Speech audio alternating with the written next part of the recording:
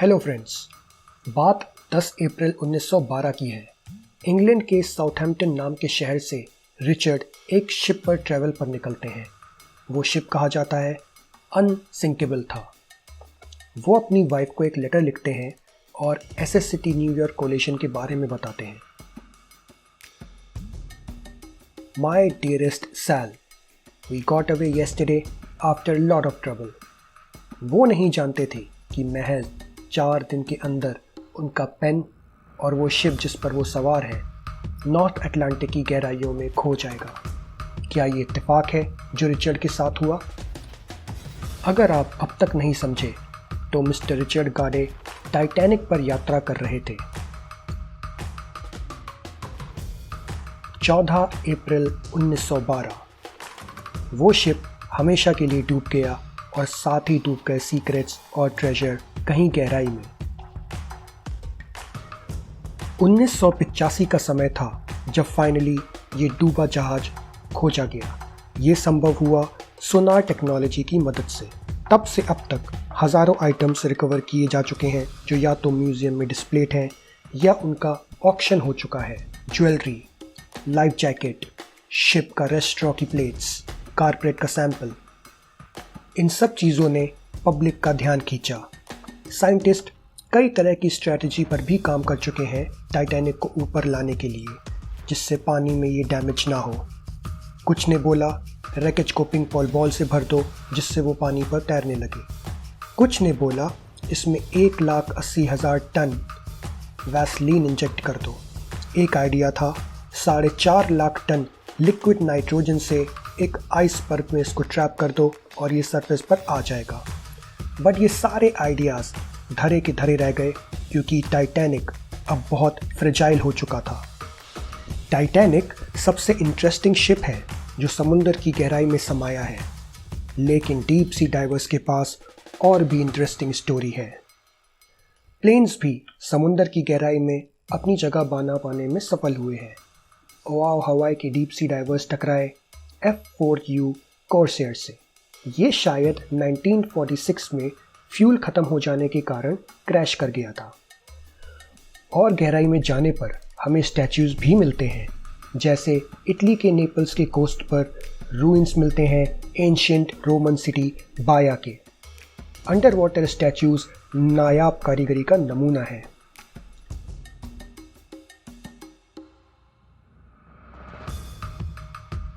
Interesting fact ये भी है कि कुछ इक्विपमेंट जो चांद पर जाने के लिए उपयोग किए गए थे वो भी समुंदर की गहराई में खो चुके थे। 1960 से 1970 के बीच बहुत सारे अपोलो रॉकेट लॉन्च किए गए थे अर्थ और मून का ऑर्बिट करने के लिए। लगभग 65 किलोमीटर के एल्टीट्यूड पर इंजन और स्पेसक्राफ्ट का एक हिस्सा अलग हो जाते हैं। ये हिस्सा कहीं रैंडम जगह पर समुंदर के बीचों बीच गिर जाता है। लेकिन 2012 में एक डाइवर्स की टीम ने रॉकेट इंजन्स ढूंढ निकाले कोस्ट ऑफ फ्लोरिडा की 14,000 फीट की गहराई में। अब ये सिएटल के म्यूजियम ऑफ फ्लाइट्स की शोभा बढ़ा रहे हैं। क्या आप सोच सकते हैं एक पूरे शहर के बारे में जो पानी के नीचे हो? 2001 में इंडिया की गल्फ ऑफ केम्बे में आर्कियोलॉजिस्ट ने एक ओल्डेस्ट सिटी ढूंढ निकाली। इसमें ऊंची दीवारें हैं, बिल्डिंग्स हैं, स्कल्पचर है, एंशिएंट आर्ट वर्क है, वुडन फर्नीचर है जो कि लगभग 9,000 साल पुराना बताया जाता है और चौंकाने वाला भी है। अब क्यों ना अंडर वाटर रिवर की भी बात कर ली जाए। मैं सोच भी नहीं सकता ये कैसी लगती होगी, लेकिन कुछ सी डाइवर्स क्लेम करते हैं कि मेक्सिको के टूला में उन्होंने ऐसी रिवर को ढूंढ निकाला। सच तो ये है कि सेनोट एंड जेलेटा केव कोई रिवर नहीं है, बट एक तरह का इल्यूजन है। ये फॉर्म हुआ है हेलोक्लीन से, जो हाइड्रोजन सल्फाइड का क्लाउड है, और इस केव के नीचे कोई एक्चुअली स्विम कर सकता है इस क्लाउड में, और ऐसा एहसास होता है कि आप एक रिवर के साथ फ्लो कर रहे हैं।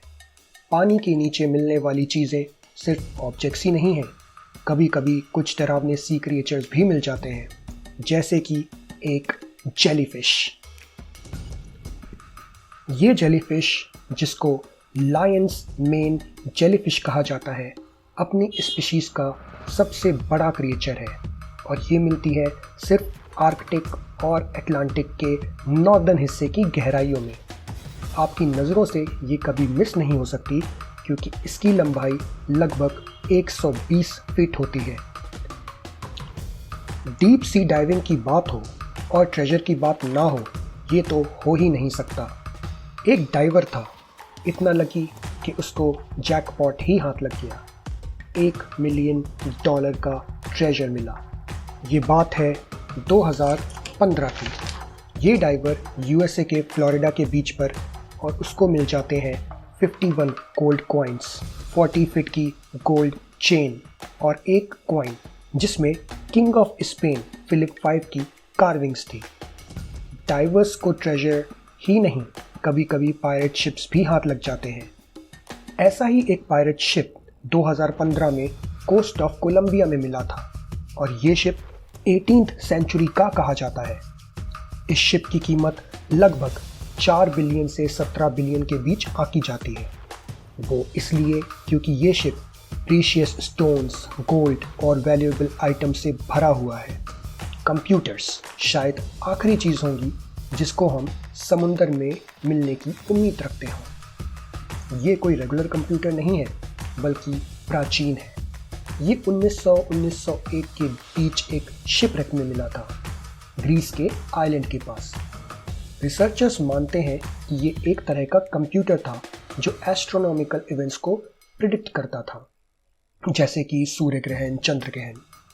क्योंकि ये टेक्नोलॉजी अब कहीं खो चुकी है, इसलिए साइंटिस्ट पुरानी सभ्यताओं के बारे में लगातार खोज करते जा रहे हैं। ये कंप्यूटर अभी एथेंस के नेशनल आर्कियोलॉजिकल म्यूजियम में है। इसका जिक्र मैंने पिछली वीडियो में भी किया था।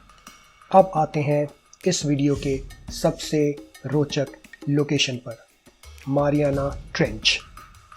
ये अर्थ के ओशन का सबसे गहरा हिस्सा है।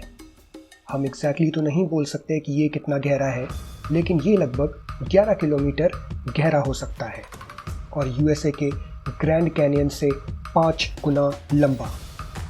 सबसे पहले इसको 1875 में ढूंढा गया था और 2012 में फिल्म डायरेक्टर जेम्स कैमरून इसके बॉटम तक गए थे एक सबमर्सिबल डीप सी चैलेंजर में।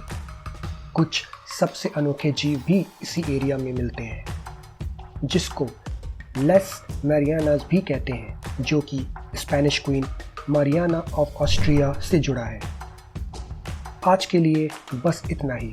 उम्मीद है वीडियो अच्छी लगी होगी, तो लाइक ज़रूर करना। मिलते हैं अगली वीडियो में। Thank you for watching.